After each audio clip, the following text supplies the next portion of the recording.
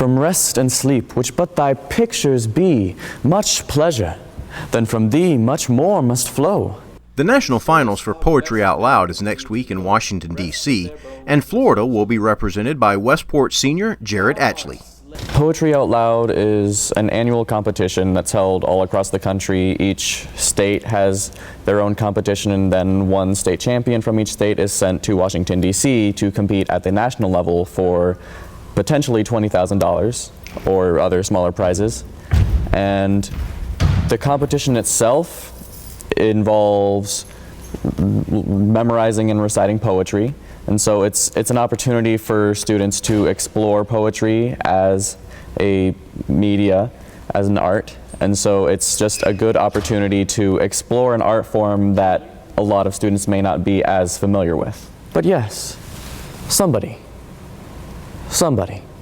But a lot of it is learning the poem, memorizing the words, and being able to recite them without much issue. But beyond that, it is a performance. It involves your inflection, your body language. A lot of it is similar to acting. You have to be able to understand the meaning behind the poem and to be able to translate that into how you're saying the words, what you're doing with your body. So it's more than just memorizing these words and reciting them back to the judges. It's a performance. You're regurgitating these words and the meaning behind them instead of just here are these words that I'm giving back to you. It's this is what this means, this is what this is about.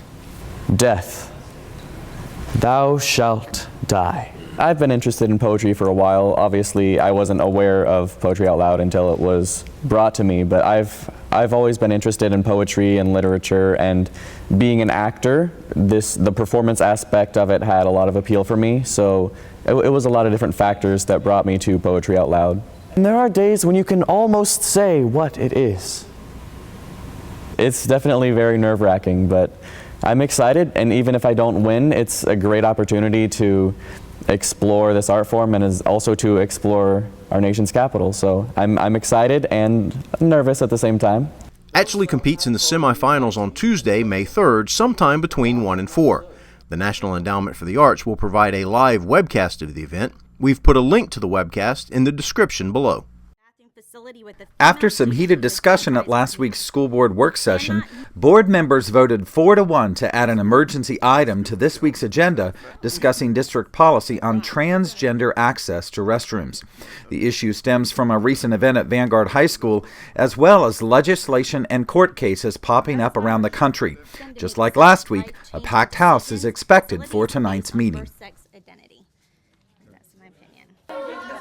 Students at Anthony Elementary got a sweet reward for reading last week. The students in 3rd, 4th, 5th grade had to read at least 3 Sunshine State Reader books. That was our Triple Crown Challenge, to read 3 Sunshine State Reader books and get at least an 80% or higher on their AR tests.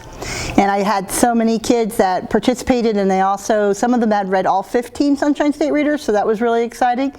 And they just had a lot of fun. We had our ice cream social, and we played a mystery objects game, and the students participated in trying to compete against the quiz bowl in order to see if they could stump the quiz bowl team.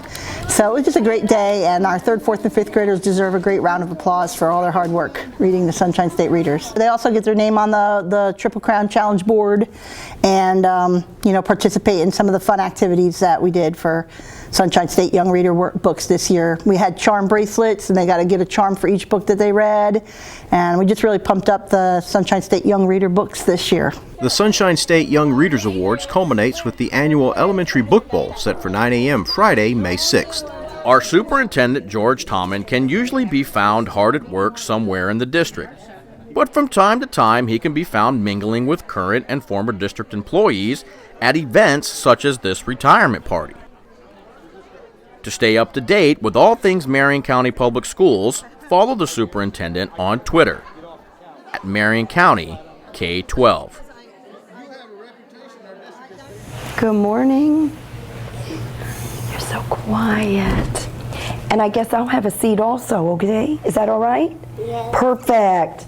Well, thank you for letting me come into your classroom this morning. Readers are leaders, and leaders are readers.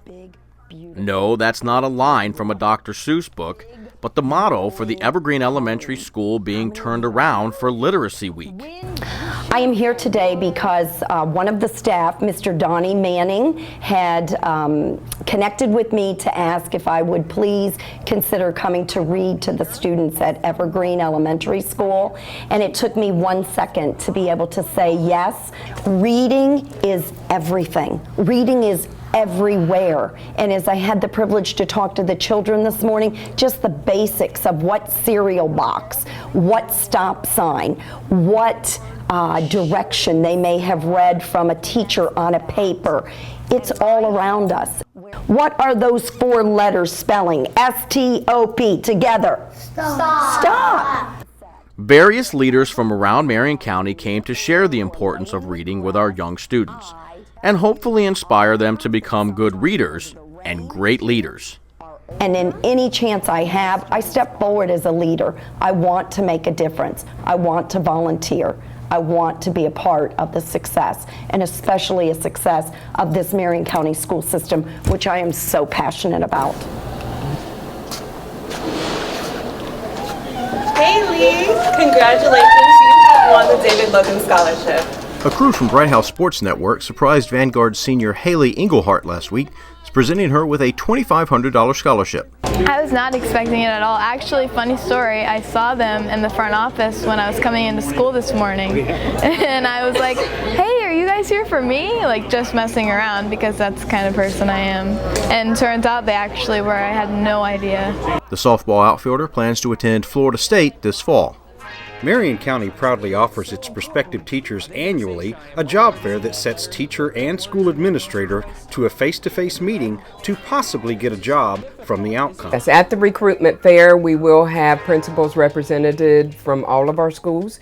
If the principal's not available, I've been told that the assistant principal will be there as representative. So we will have interviews going on, and principals are on hand. Naturally, everyone is screened ahead of time because they're only going to interview infield and highly qualified. Their time's not going to be committed to speaking with anybody that doesn't meet those credentials. At the job fair, we're going to be available with the certification team so that if we have somebody who wants to make a transition into teaching, perhaps they didn't major in education, but they have their bachelor's degree and they want to teach.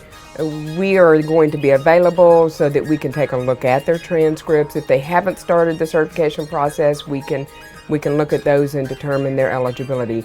And they say, I'm very impressed. I wish I could have you at my school, but I just don't have a position at my school. They can then recommend that person for a second interview, perhaps with a school principal that does have the vacancy. So there is the opportunity there that if the applicant makes that first impression, that it could result in a job offer. For teachers looking for work, you've come to the right place. Don't forget to show up on April 29th from 4 to 8 p.m. at the College of Central Florida, Ewers Century Center, Room 106, to participate in the 2016 Teacher Recruitment Fair.